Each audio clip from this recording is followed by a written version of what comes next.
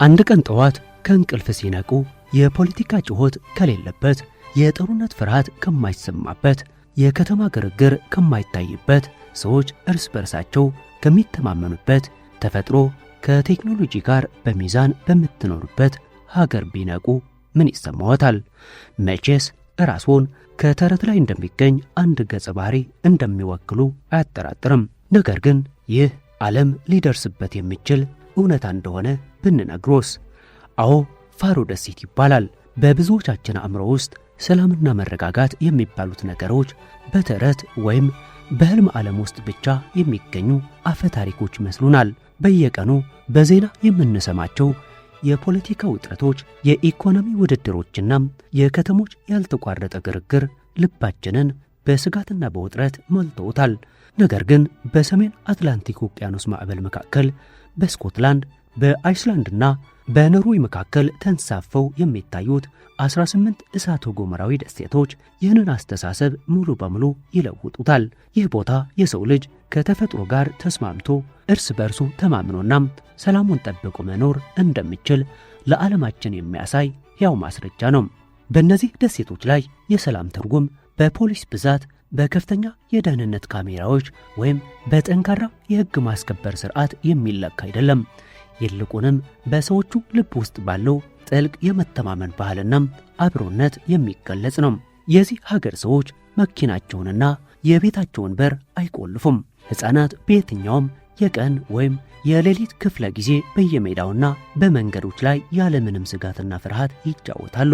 በዓለማችን ላይ ያሉ ትልልቅ ከተሞች በወንጀል ስጋት ሲታመሱ፣ በፋሮ ደሴቶች ግን ፍርሃት የሚባል ነገር የለም። ፖሊስ ፍለጋ ቢሄዱ እንኳ አጠቃላይ በሀገሪቱ ያሉት ፖሊሶች በጣም ጥቂት ናቸው። እንዲያውም እውነተኛ እስር ቤት እንኳ የላቸውም። ከባድ ጥፋት የፈጸመ ሰው ካለ ወደ ጎረቤት ሀገር ዴንማርክ ይላካል እንጂም በደሴቶቹ ላይ የቅጣትና የፍርሃት ስርዓት የለም። ነገር ግን ዋናው ጥያቄ እዚህ ጋር ነው። ዓይን በማያጠፋ ከባድ ጎም በማያቋርጥ የውቅያኖስ ማዕበልና በዛፍ አልባ ገደሎች በተከበበች በዚች አነስተኛ ምድር ላይ ሰዎች እንዴት ከዓለማችን እጅግ የበለጸጉና የበረቱ ማህበረሰቦችን የሚበልጥ ሰላምና ብልጽግና ሊገነቡ ቻሉ? በውቅያኖስ ስር ከተቆፈሩት ከ20 በላይ ጥልቅ ዋሻዎች መካከል የዓለማችን የመጀመሪያው ባለመብራት ክብ አደባባይ ከ50 ሺህ በማይበልጥ ትንሽ ሕዝብ በእንዲህ ያለ አስገራሚ ምህንድስና እንዴት ሊገነባ ቻለም? ቋንቋቸው በጎጉል ትራንስሌት ላይ ሳይካተት ሲቀር የአካባቢው ሰዎችና በጎ ፈቃደኞች በራሳቸው ፈጠራ ሙሉ የቪዲዮ ትርጉም ዳታቤዝ በመገንባት ሙሉውን ዓለም እንዴት ማስገረም ቻሉም? አጠቃላይ የትራፊክ መብራት ብዛታቸው 9 ብቻ በሆነበት የነፍስ ወከፍ ገቢያቸው ግን ከዴንማርክና ከብዙ የበለጸጉ የአውሮፓ ሀገራት በላይ እንዴት ሊሆን ቻለም? ደግሞስ ሱቅ ጠባቂ በሌለበት ሱቃቸውን ክፍትን ጥለው የሚሄዱበት ሚስጥርስ ምንድን ነው? ዛሬ የምናየው የፋሮ ደሴቶች ሕይወት ተፈጥሮን በመቃወም ሳይሆን ከተፈጥሮ ጋር በመስማማት እንዴት ከባዱን ሕይወት ወደ ወደር የሌለው ብልጽግና መለወጥ እንደሚቻል ትልቅ ትምህርት የሚሰጥ ጉዞ ነው። እንግዲህ ኑ የሕዝብ ቁጥራቸው ከበጎቻቸው ቁጥር በእጥፍ የሚያንስበትን ቤታቸውንም ሆነም መኪናቸውን ሳይቆልፉ በሰላም የሚኖርበትን ይህንን አስደናቂ የፋሮ ደሴቶች ምስጢር አብረን እንመርምር። ፕላኔታችን አስደናቂ ናት። በዚህ ቻናልም ወደ ሁሉም ሀገሮች እየተጓዝን እያንዳንዱ ሀገር ምን ልዩ እንደሚያደርገው እንዳሳለን። እናንተም ሰብስክራይብ ካላደረጋችሁ ሰብስክራይብ በማድረግ እንድትጀምሩ፣ ላይክና ኮሜንት በማድረግም ፓስፖርታችሁን በማሳደስ አብራችሁን ተጓዙ።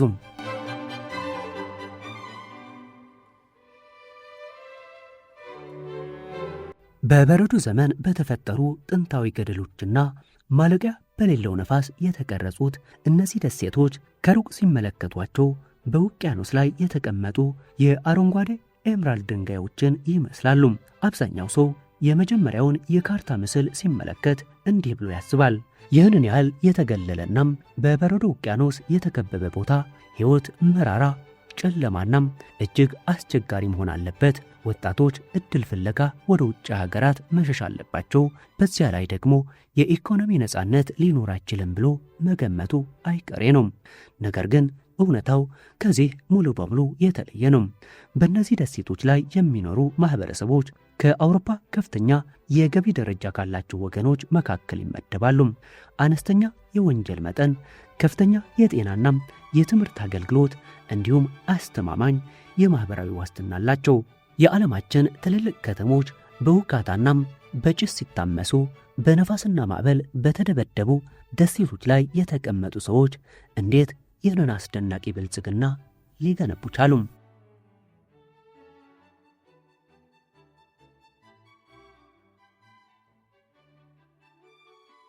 ወደ ደሴቶቹ ሲደርሱ የመጀመሪያው የሚስተዋለው ነገር የዛፎች አለመኖር ነው። በኃይለኛው የውቅያኖስ ነፋስ ምክንያት ረጅም ዛፎች ሊበቅሉ አይችሉም። ይልቁንም አረንጓዴ ኮረብታዎች በጥቁር የድንጋይ ገደሎች ላይ ተጣብቀው ይታያሉ። እዚህ ቦታ በብዛት የሚገኙ 3 ነገሮች አሉ፤ ነፋስ፣ ማዕበልና በጎች። ታዲያ ፋሮ የሚለው ስም ራሱ ከበጎች ደሴት የተወሰደ ሲሆን የበጎቹ ቁጥር ከሰዎቹ ቁጥር በእጥፍ ይበልጣል። እዚህ ምድር ላይ ተፈጥሮ እንዲሁ የምታያት ውበት ብቻ ሳይሆን የሰዎቹን የዕለት ተዕለት ሕይወት የምትቀርጽ ታላቅ ኃይል ናት። የአየር ጠባዩ በፍጹም አይገመትም። ጠዋት በጠራ ፀሐይ የጀመረው ቀን በደቂቃዎች ውስጥ በከባድ ጉምና ዝናብ ሊሸፈን ይችላል። የአካባቢው ሰዎች እንደሚሉት የአየር ጠባዩ ካልተመቸዎት 5 ደቂቃ ይጠብቁም፣ ምክንያቱም በቅጽበት ይቀየራል። በዚህም የአየር ጠባዩን ለመተንበይ መሞከር አላስፈላጊ ድካም ነው። ምክንያቱም ተፈጥሮ በራሷ ፍጥነትና መንገድ እንጂም በሰው ልጅ ፍላጎት አትመራም።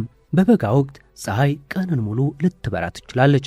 በክረምት ግን ቀኑ አጭር ሆኖ አብዛኛው ሰዓት በጨለማ ይዋጣል። እንዲህ ባለው ከባድ የአየር ጠባይ ውስጥ ሕይወትን እንደፈለጉ መምራት አይቻልም። እቅድን ሁሉ ከተፈጥሮ ጋር ማስማማት ግዴታ ነው። ሰዎች ከተፈጥሮ ጋር አይታገሉም፣ ይልቁንም ከተፈጥሮ ጋር አብሮ መኖሩን ተላምዷል። ለዚህም ይመስላል የሕይወት ዘይቤያቸው የሰከነም የተረጋጋናም ከትልልቅ ከተሞች ውካታ የራቀ ሆነም። መንገድ ላይ ሲያልፉ በጎች በነጻነት ሲዘዋወሩ ይታያሉ።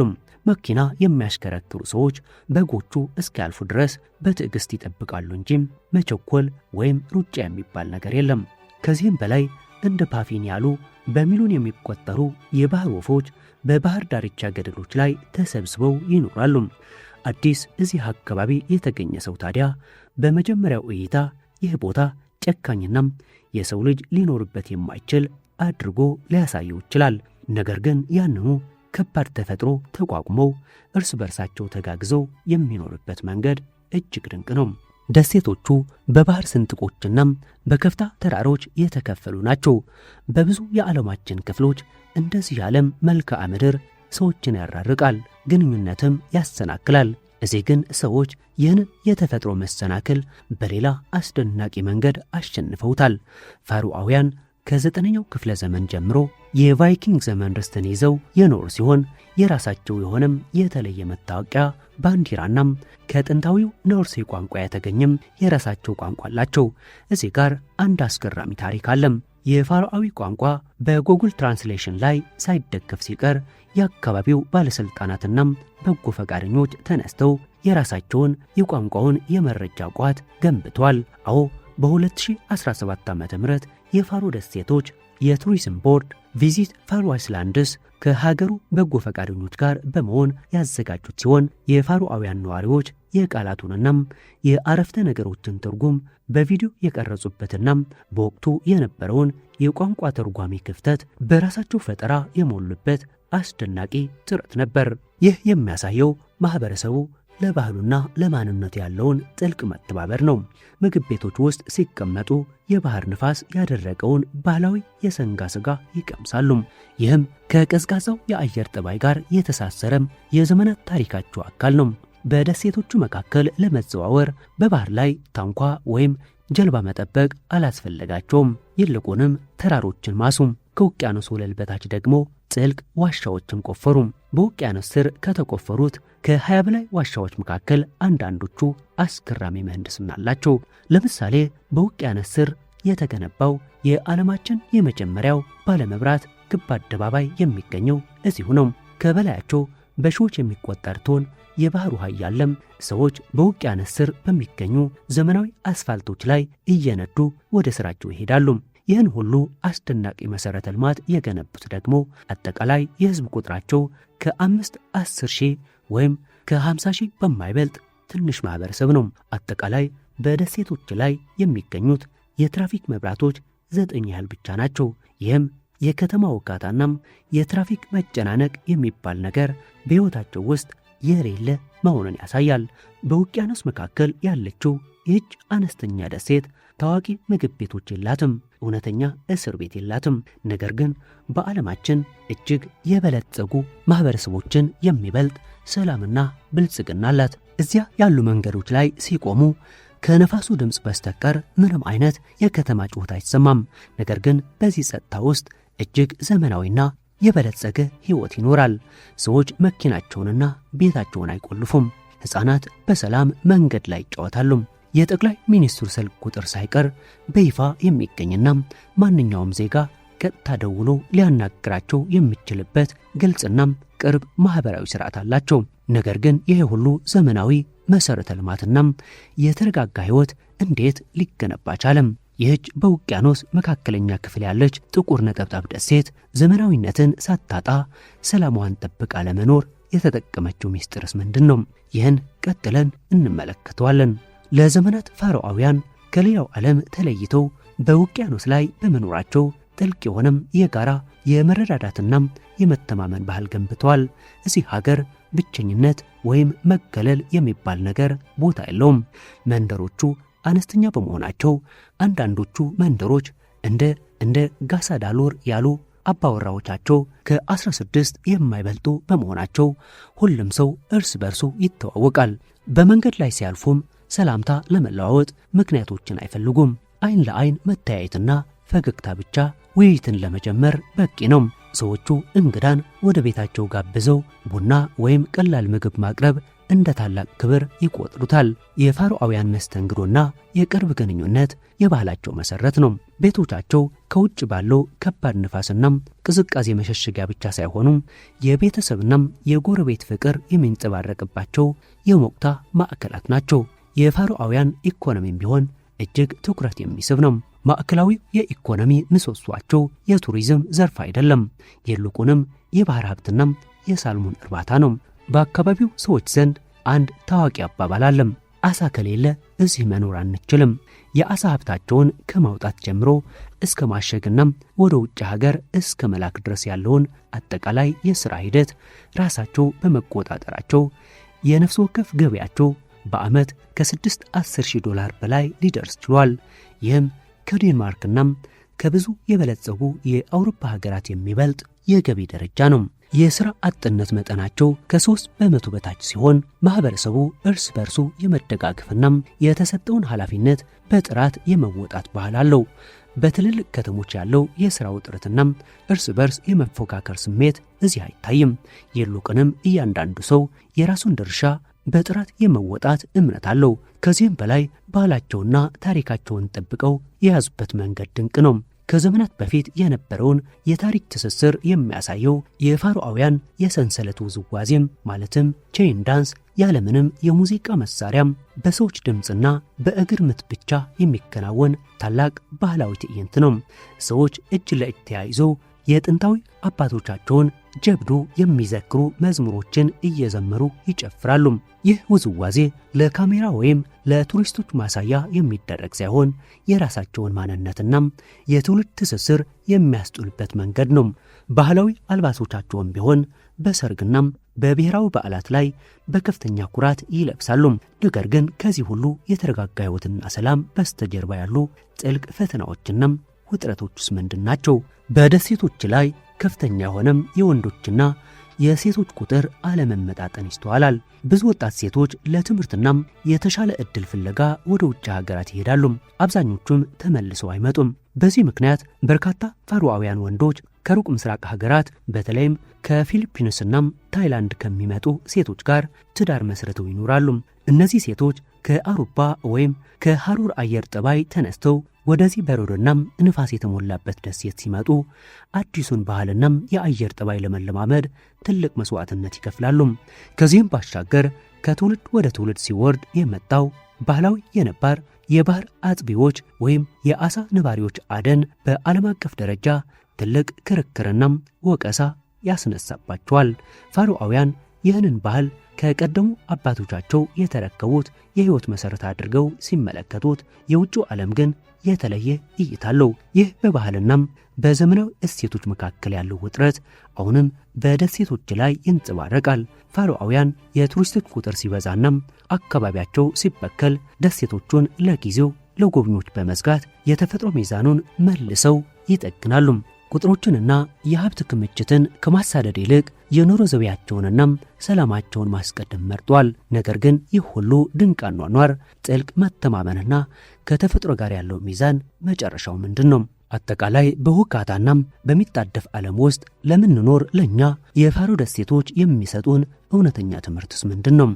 ደግሞስ በሁካታ በጦርነትና በሀብት ውድድር በተሞላቸው ዘመናዊ ዓለም ውስጥ የፋሮ ደሴቶች ሰላማቸውን፣ ባህላቸውንና የሰከነ ሕይወታቸውን ጠብቀው እንዲኖሩ ያደረጋቸው እውነተኛ ምስጢር ምንድን ነው? እስኪ ይህን ቀጥል አድርገን እንመልከት። አብዛኛው ሰው የፋሮ ደሴቶች ሰላማዊና የበለጸጉ ሊሆን የቻሉት ከተቀረው ዓለም በመገለላቸው ወይም በተፈጥሮ ሀብታቸው ብቻ እንደሆነ ይገምታል። ነገር ግን እውነታው ከዚህ በእጅጉ የራቀ ነው። የፋሮ ደሴቶች ሰላማዊ ሊሆን የቻሉት ፍጹም ወይም እንከን የለሽ ስለሆነ አይደለም። ይልቁንም ትውልድ ከትውልድ እየተተካ ለማህበረሰቡ እጅግ አስፈላጊ የሆኑትን እሴቶች ለመጠበቅና ለማስቀደም ስለመረጡ ብቻ ነው። በዓለማችን ላይ ያሉ ብዙ ማህበረሰቦች ዘመናዊነት ሲመጣ ታሪካቸውን፣ ባህላቸውንና የጋራ መተማመናቸውን ጥለው ወደ ቴክኖሎጂና የሀብት ውድድር ያደላሉ። በፋሮ ደሴቶች ግን ተቃራኒው ተከሰተም። ዘመናዊውን ቴክኖሎጂ፣ ከውቅያኖስ ወለል በታች የሚሰሩ አስደናቂ ዋሻዎችንና የላቀ የኢንተርኔት ስርዓትን ተቀበሉ። ነገር ግን ያ ዘመናዊነት እርስ በርስ ያላቸውን እምነትና የሰከነ የሕይወት ዘይቤ እንዳያጠፋባቸው አልፈቀዱም። እዚህ ምድር ላይ ሕይወት በፍጥነትና በመሽቀዳደም የሚለካ አይደለም። ሰዎች ከቁሳቁስ ብልጽግና በላይ የሰዎችን አብሮነት፣ የተፈጥሮ ሚዛንና የጋራ ደህንነትን መርጠዋል። በጎች በመንገድ ላይ ሲያልፉ አሽከርካሪዎች በትዕግስት የሚጠብቁበት፣ ሰዎች መኪናቸውንና ቤታቸውን ሳይቆልፉ በሰላም የሚያድሩት፣ እንዲሁም ሕፃናት ያለምንም ፍርሃት በሜዳዎች ላይ የሚጫወቱበት ምክንያት የሕግ ጥብቅነት ወይም የፖሊስ ብዛት ሳይሆን በልቦቻቸው ውስጥ ያለው ጥልቅ የማህበረሰብ ፍቅርና ታላቅ የመተማመን ባህል ነው። የፋሮአውያን ሕይወት ከተፈጥሮ ዑደት ጋር በጥብቅ የተሳሰረ ነው። በየዓመቱ የሚመጡት የበጋ ወራትና የክረምት ረጅም ጨለማዎችን ሲያስተውሉ የአየር ጠባዩ ተጽዕኖ በሰዎቹ ስነ ልቦና ላይ ያረፈበትን መንገድ ይረዳሉ። በበጋ ወቅት ቀኑ ማለቂያ የሌለው መስሎ በሚታይበት ሰዓት ማህበረሰቡ በከፍተኛ ትጋት ይሰራል። በክረምት ደግሞ ጨለማው ሲያይል ወደ ቤታቸው በመሰብሰብ የቤተሰብና የጎረቤት ፍቅርን ያጠናክራሉ። ይህ የተፈጥሮ ዑደት ሰዎች የሰከነ ሕይወትን እንዲለምዱና በእጃቸው ያለውን ነገር እንዲያከብሩ አድርጓቸዋል። ከትምህርትና ከሥራ መልስ ወደ ሀገራቸው የሚመለሱት ወጣቶችም የዚሁ አስተሳሰብ ውጤት ናቸው። በውጭ ሀገራት የሚገኘው የከተማ ውካታና የሀብት ሩጫ ከሀገራቸው ሰላምና መተማመን ጋር ሲነጻጸር የሚበልጥ ሆኖ አያገኙትም። ለዚህም ነው የተማሩትን ዕውቀትና ቴክኖሎጂ ይዘው ወደ ደሴታቸው በመመለስ ማህበረሰባቸውን ለማበልጸግ የሚተጉት። በየቀኑ በዓለማችን ላይ የሚሰሙትን የፖለቲካ ጩኸቶች፣ የጦርነት ዛቻዎችና የከተማ ግርግርን ስናስብ ፋሮአውያን የመረጡት መንገድ ምን ያህል ብልህነት እንደሆነ እንረዳለን። የባህር ዳርቻዎቻቸውና የገደሎቻቸው ጸጥታ ሲመለከቱ የሰው ልጅ ከተፈጥሮ ጋር ተስማምቶ መኖር እንደሚችል ያው ማስረጃ ያገኛሉ።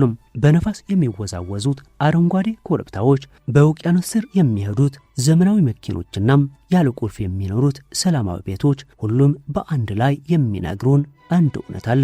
እውነተኛ ብልጽግና የሚለካው በሰዎች ልብ ውስጥ ባለው ሰላም እንጂ በከተሞች ጩኸት አይደለም። የፋሮ ደሴቶች ከሚያስደንቁት ነገሮች አንዱም የራሳቸውን ውሳኔ በራሳቸው የመወሰን መብታቸውና ማህበራዊ ሉዓላዊነታቸው ነው።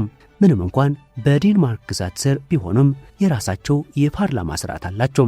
ይህ ፓርላማ ሎክቲንግ ተብሎ የሚጠራ ሲሆን በዓለማችን ላይ ከሚገኙ ጥንታዊ የፓርላማ ስርዓቶች አንዱ ነው። እዚህ ፓርላማ ውስጥ የሚወሰኑ ውሳኔዎች በሙሉ የማህበረሰቡን ፍላጎትና የተፈጥሮ ጥበቃን ማዕከል ያደረጉ ናቸው።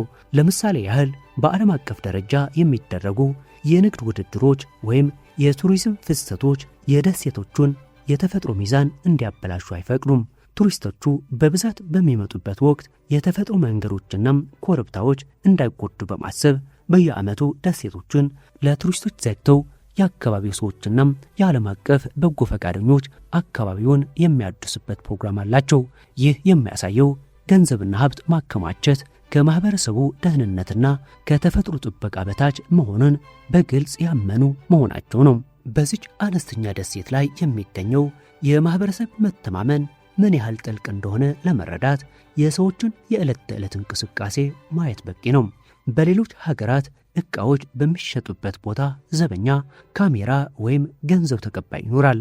በፋሮ ደሴቶች ግን በመንገድ ዳር የሚገኙ ጥቂት የግብርና ውጤቶችና ባህላዊ ምርቶች የሚሸጡባቸው ትናንሽ ሱቆች ውስጥ ምንም ሰው የለም።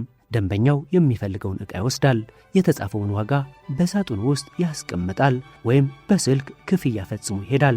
ማንም የሚያየው ወይም የሚቆጣጠረው ሰው በሌለበት ሁኔታ ሰዎች እውነተኛውን ዋጋ ከፍለው መሄዳቸው በደሴቶች ውስጥ ያለው የመተማመን ባህል ምን ያህል ስር የሰደደናም ጠንካራ መሆኑን ያሳያል። ይህ አይነት አኗኗር በብዙ የዓለማችን ክፍሎች እንደ ህልም የሚቆጠር ቢሆንም እዚህ ግን የዕለት ተዕለት ሕይወት አካል ነው። ከዚህም ባሻገር ቴክኖሎጂን የተጠቀሙበት መንገድ ለሌላው ዓለም ትልቅ ትምህርት የሚሰጥ ነው። አብዛኛው የዓለማችን ክፍል ቴክኖሎጂን ሰዎችን ለማራራቅ በስክሪን ላይ ለመጠመድና ሰብአዊ ግንኙነቶችን ለማዳከም ሲጠቀምበት፣ ፋሮአውያን ግን ቴክኖሎጂን የተፈጥሮ መሰናክሎችን ማሸነፊያ አድርገውታል። በውቅያኖስ ስር የተቆፈሩት ዋሻዎች ደሴቶችን እርስ በርስ በማያያዝ ቤተሰቦችና ጓደኛሞች በጥቂት ደቂቃዎች ውስጥ እንዲገናኙ አድርገዋል። የላቀው የኢንተርኔት ስርዓታቸው ደግሞ ወጣቶቹ ከሩቅ ደሴት ላይ ሆነው ከዓለም አቀፍ ኩባንያዎች ጋር እንዲሰሩና ትምህርታቸውን እንዲከታተሉ አስችሏቸዋል። ስለዚህ ዘመናዊነትና ቴክኖሎጂ ሰዎችን አይለያዩአቸውም፣ ይልቁንም ትስስራቸውን አጠናክሮላቸዋል። የፋሮ ደሴቶች የሚያስተምሩን ትልቅ ትምህርት አለ። እድገት ማለት የግድ የተፋጠነ ውካታ፣ የህንፃዎች ብዛት ወይም የሥራ ውጥረት ማለት አይደለም። እድገት ማለት እውነተኛውን ሰላም፣ የማህበረሰብ አብሮነትንና የተፈጥሮ ውበት ሳይጎዱ ከዘመኑ ጋር አብሮ መጓዝ ማለት ነው። በዘመናዊነትና በባህል መካከል ያለውን ሚዛን ጠብቆ መኖር እንደሚቻል፣ እንዲሁም የቱሪዝምና የኢኮኖሚ ውድድር የሀገሪቱን ሰላምና ተፈጥሮ እንዳያበላሽ በየጊዜው የሚወስዷቸው ውሳኔዎች ለዓለማችን ትልቅ አርአያ ናቸው። ይህ ሕይወት የሚያሳየን የሰው ልጅ በተፈጥሮ ላይ የበላይ ለመሆን ከመታገል ይልቅ ከተፈጥሮ ጋር ተስማምቶና ተከባብሮ መኖር ሲችል የሚኖረውን ሰላም ነው። ታዲያ ጉዞአችንን ከማውቃታችን በፊት አንድ ጥያቄ እንጠይቁም። ሁላችንም በምንኖርበት በተጣደፈውና በጩኸት በተሞላው ዓለም ውስጥ የፋሮ ደሴቶች ያስጠበቁትን አይነት ሰላም፣ መተማመንና የሰከነ የሕይወት ዘይቤ በራሳችን ሕይወት ውስጥ ምን ያህል ልንተገብረው እንችላለን? መልሶን በኮሜንት ላይ ያስቀምጡልን። ለዛሬው በዚሁ አበቃን። ደህና ሁኑ።